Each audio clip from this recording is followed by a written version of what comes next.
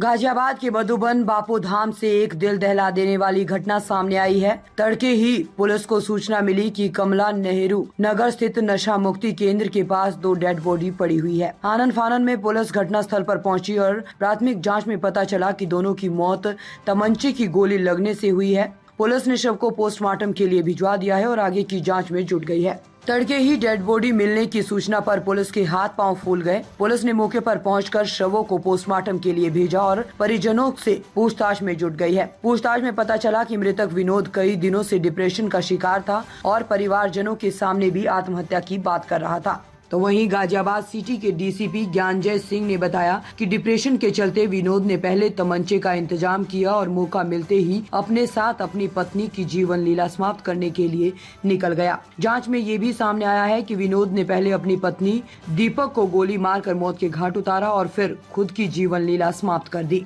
बहरहाल डिप्रेशन के चलते एक बार फिर परिवार उजड़ गया और पीछे रह गए परिवार के रोते बिलखते लोग। हालांकि ये जांच का विषय है कि विनोद किस वजह से डिप्रेशन का शिकार था, आखिर कौन सी बात उसके मन में घर कर गई थी। अब देखने वाली बात ये होगी कि जांच के बाद क्या कुछ निकलकर सामने आता है। आज दिनांक 30 जनवरी सुबह 7:30 बजे थाना क्षेत्र मधुबन बापू धाम में 2 शव प्राप्त होने की सूचना प्राप्त हुई थी।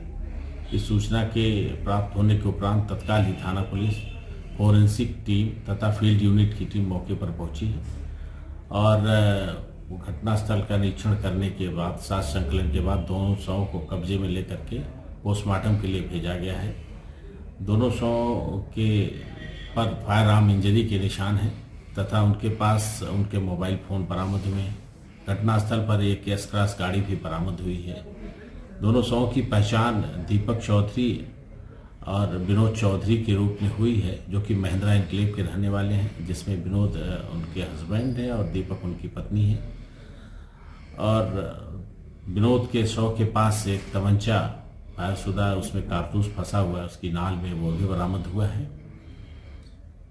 परिजनों से पूछताछ से पता चला है कि विनोद चौधरी काफ़ी दिनों से डिप्रेशन के शिकार थे तथा शाम के समय ज़्यादा एग्रेसिव हो जाया करते थे। कई बार इन्होंने अपने परिजनों से भी कहा था कि मैं मरूंगा तो अपनी पत्नी को साथ लेकर के मरूंगा। इस तरह के तथ्य परिजनों से पूछताछ में सामने आए हैं। इस पूरे प्रकरण में प्रथम दृष्टया ऐसा प्रतीत होता है कि विनोद चौधरी द्वारा अपनी पत्नी की हत्या करके स्वयं आत्महत्या कर ली गई है। इसके अन्य पहलुओं की जांच की जा रही है। इनकी किसी प्रकार की कोई रंजिश सामने अभी तक नहीं आई है तथा जो भी इनके परिजन हैं और जो बच्चे हैं उनसे पूछताछ में ये भी पता चला था कि कुछ दिन पहले ये कहीं से तमंचा ला करके अपनी गाड़ी में रखे हुए थे छुपा करके। इन अन्य पहलुओं की इसकी जांच की जा रही है। प्रथम दृष्टया प्रकरण पति द्वारा पत्नी की हत्या करके स्वयं आत्महत्या करना प्रतीत होता है। ताज़ा खबरों से जुड़े रहने के लिए हमारे चैनल को सब्सक्राइब करें और बेल आइकन को दबाना ना भूलें ताकि हर खबर की नोटिफिकेशन आपको मिल